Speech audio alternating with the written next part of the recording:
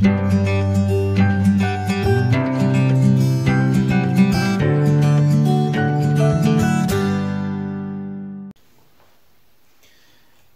वालेकुम students, welcome back. आज हम पढ़ेंगे पिछले लेक्चर का बकाया हिस्सा जो है कैरोटेनॉइड्स, और इसके साथ साथ पढ़ेंगे एक्शन और ऑब्जर्प्शन स्पेक्ट्रम। सबसे पहले स्टार्ट करेंगे what are carotenoids. Carotenoids are terpenide lipids. These are terpenide lipids. These are terpenide lipids.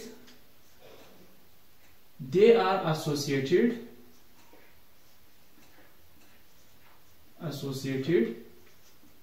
with chlorophyll. They are associated with chlorophylls inside photosystem.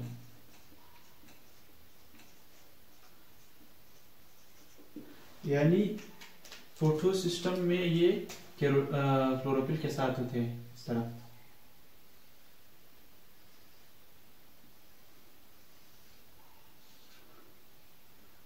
ये एक फोटोसिस्टम है।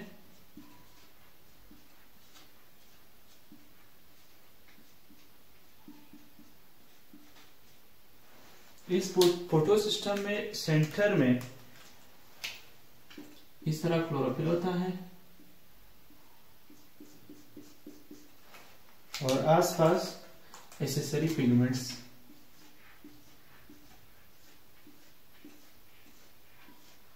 कैरोटेनॉइड्स। सो ये है क्लोरोफिल और आसपास मौजूद है कैरोटेनॉइड्स। फिर थर्ड पॉइंट है Carotenoids along with chlorophyll B are known as accessory pigments. Along with chlorophyll B are known as accessory pigments.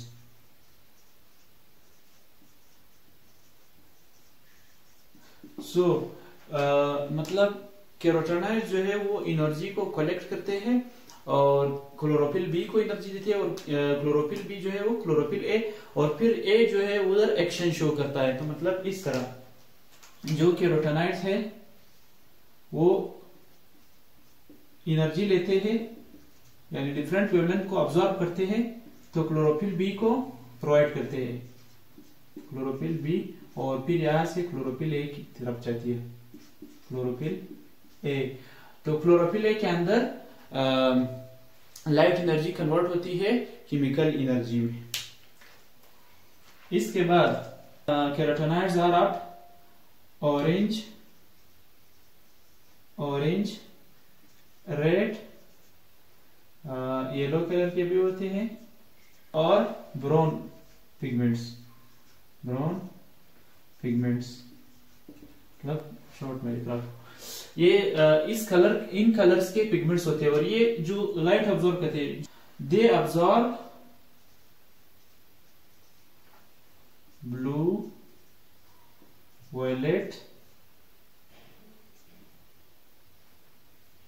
And green wavelengths या कलर्स। ये यानी इसको शॉर्ट फॉर्म में हम इस तरह याद करेंगे, BVG, मतलब BVG, जिस तरह हमने पढ़ा था क्लोरोफिल के लिए BV रो, इधर BVG blue, violet and green. इसके बाद इसका जो फंक्शन है वो मैं लिखूंगा रेड से। देयर रोल, इसका रोल क्या है? Their role is to broaden the spectrum.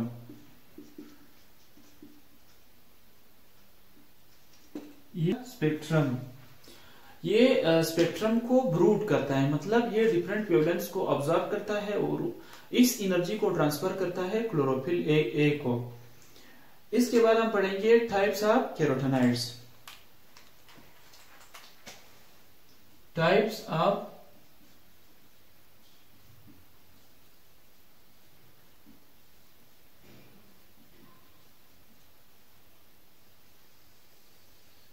Carotenoids के types. There are 2 types of carotenoids. Carotenoids के 2 टाइप्स है। सो मैं इधर लिखूंगा 2 टाइप्स।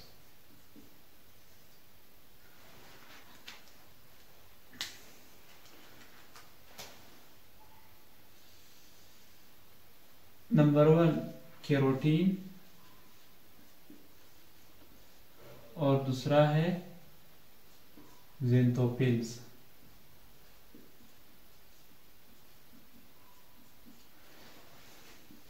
कैरोटीन्स और दूसरा है ज़ेनथोफिल्स।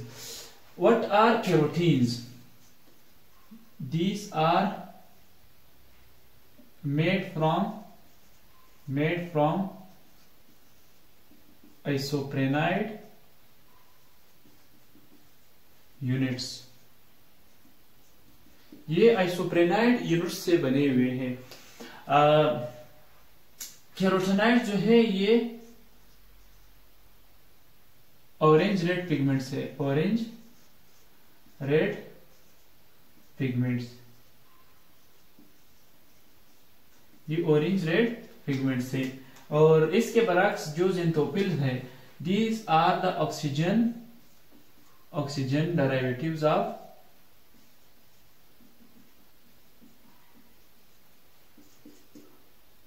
कैरोटीन्स।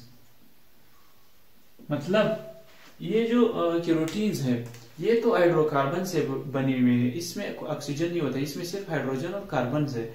लेकिन जो ज़ेनथोफिल्स है ये इसमें ऑक्सीजन भी मौजूद होता है, तो ये इसके डेरिवेटिव है, यानी कैरोटीन के डेरिवेटिव है। तो इधर मैं लिखूंगा दीज आर येलो पिगमेंट्स।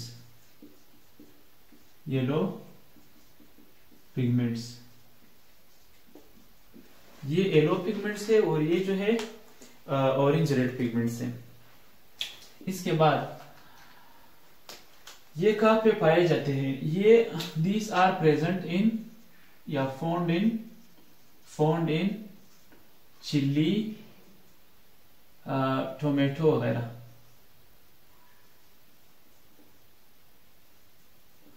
ये टोमेटो और चिल्ली इस तरह की चीजों में पाए जाते हैं। और जो ज़ेनथोफिल्स है दीज आर प्रेजेंट इन या found in green leafy vegetables. जो ग्रीन लीफी पार्ट्स है वेजिटेबल्स के, उसमें ज़ेनथोफिल्स पाए जाते हैं। The most common carotene is beta carotene. जो मोस्ट कॉमन है इसमें वो है बीटा कैरोटीन। और यहाँ पे इसके बहुत सारे किस्में हैं। एक है ज़ियाज़ेंथिन, दूसरा है ल्यूटिन। ये जो ल्यूटिन है, in autumn season the yellow colour of leaves is due to lutein pigment. So yellow color of leaves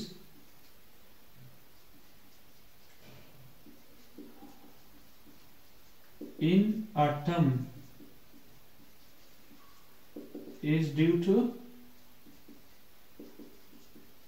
lutein pigment.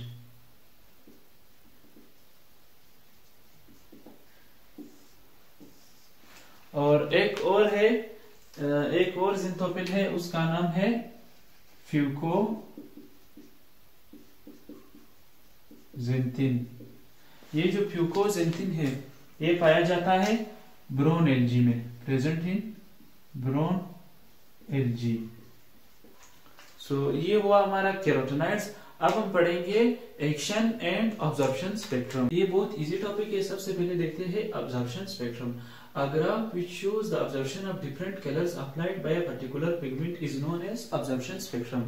एक ऐसा ग्राफ जो हमें बता दे कि कौन सा वेवलेंथ एक पिगमेंट कितना ऑब्जर्व कर रहा है और कौन सा नहीं कर रहा है और कौन सा कम कर रहा है। तो ये सब इंफॉर्मेशन जो ग्राफ देता है उस ग्राफ को कहते हैं observation spectrum. Spectrophotometer instrument that determines the absorption of different wavelengths by a particular pigment। मतलब स्पेक्ट्रोफोटोमीटर हमें ये बताता है कि एक खास पिगमेंट कौन कौन सा वेवलेंथ ज्यादा ऑब्जर्व करता है और कौन सा कम करता है। तो ये इंफॉर्मेशन हमें स्पेक्ट्रोफोटोमीटर देता है। ये है ऑब्जर्वेशन स्पेक्ट्रम का ग्राफ। वर्टिकल एक्सिस में हम लिखा है ऑब्जर्व परसेंटेज और जो हॉरिजॉन्टल एक्सिस है इसमें हमने वेवलेंथ यानी डिफरेंट कलर्स लिखे हैं। सबसे पहले ब्लू लाइन को सिर्फ देखो। ब्लू लाइन क्लोरोफिल ए के लिए, ब्लू लाइन की जो अच्छा खासा पीक दिखा रहा है वो ब्लू रीजन में यानी स्पेक्ट्रम की ब्लू रीजन में, और इधर अच्छा खासा पीक दे रहा है रेड रीजन में। तो ये तो हो गया क्लोरोफिल ए के लिए। अब chlorophyll b red blue region में पीक उसका नजर आ रहा है ब्लू रीजन में, और इधर भी रेड रीजन में यानी ऑरेंज रेड रीजन में इसका पीक नजर आ रहा है।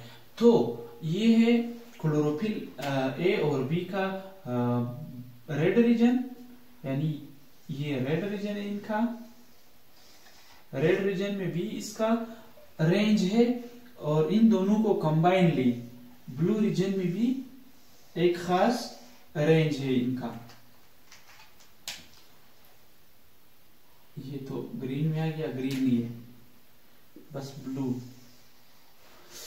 तो क्लोरोफिल ए और बी इन दोनों का जो ब्लू रेंज है वो 400 नैनोमीटर से लेकर 470 नैनोमीटर तक है। इसी तरह यानी ये वाला एरिया, ये इन दोनों के इसका ये जो है क्लोरोफिल बी के लिए पीक है और क्लोरोफिल ए के लिए ब्लू रीजन में ये पीक है। तो इन दोनों को कंबाइनली जो रेंज है वो 400 से लेकर 470 नैनोमीटर तक है। जो इसका रेड एरिया है, दोनों का रेड एरिया में भी एक एक पीक है। ये देखो इसका भी क्लोरोफिल ए का भी पीक है रेड एरिया में और बी का भी पीक है। तो इन दोनों का जो कंबाइन रेंज है कि 630 नैनोमीटर से लेकर 660 नैनोमीटर तक ये पीक्स दिखाते हैं। इसी तरह जो कैरोटेनॉइड्स है, कैरोटेनॉइड्स जो है वो ब्लू वायलेट ब्लू को भी ऑब्जर्व करते हैं, ये है इसका पीक।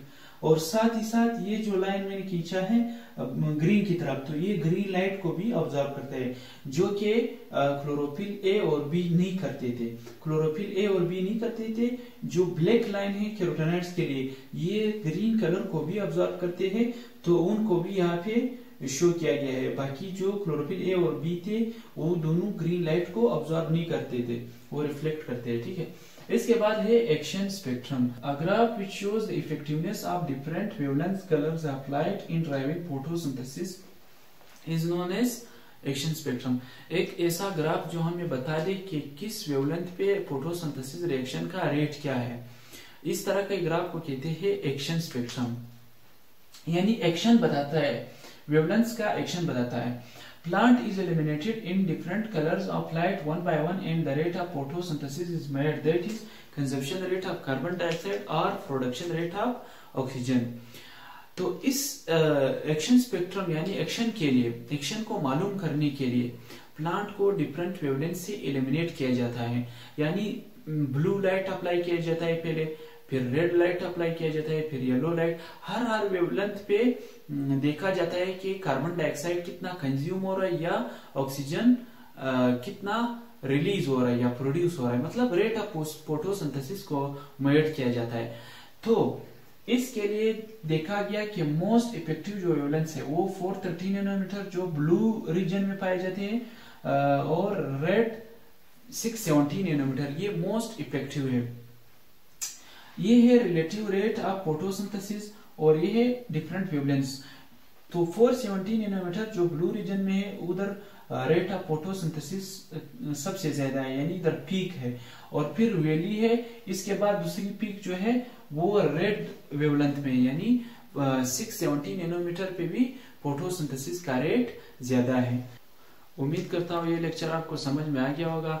इंशाल्लाह नेक्स्ट लेक्चर में हम पढ़ेंगे लाइट रिएक्शन। अल्लाह हाफिज।